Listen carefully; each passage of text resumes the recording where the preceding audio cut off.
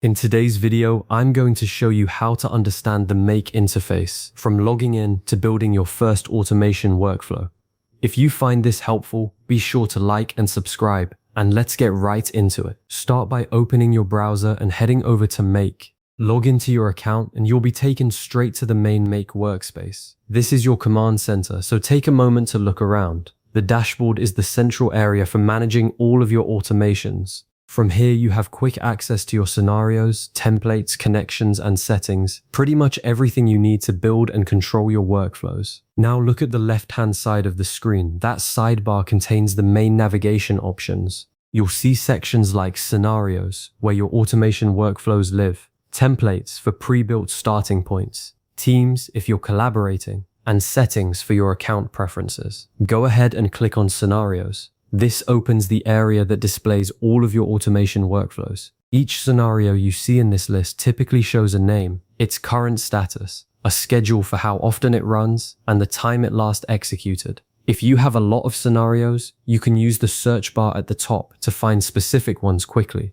a real time saver when things get busy. To start building, click Create a new scenario. This opens the Scenario Builder, which is the visual workspace where you'll actually create your automations. The large working area in the center is called the canvas. This is where modules are added and connected to form a workflow.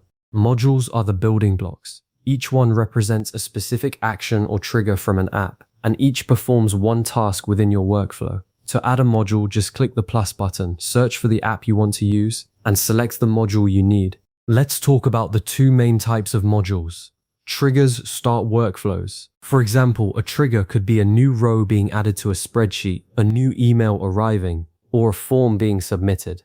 Actions, on the other hand, perform tasks after a trigger runs. That might be sending an email, creating a record, or updating an item in a database. Before any app can be used, you'll need to set up a connection. Connections authorize Make to access your external apps, so each app account you want to use requires its own connection. Once a module is placed, click on it to open its configuration window. Here you can configure the specific action, field, and settings for that step. One of the most powerful features is data mapping. This lets you transfer information between modules. You can select fields from previous modules and use them in later steps, so data flows smoothly through your workflow. Between modules, you can add filters. Filters control which data continues through the workflow, so only the right information triggers the next steps. You can also add routers, which split your workflow into multiple paths. That way, different conditions can trigger different actions, giving you branching logic. Two buttons you'll use often: Save and Run Once. Hit Save whenever you make changes so you never lose your work. Then click Run Once to test your scenario manually.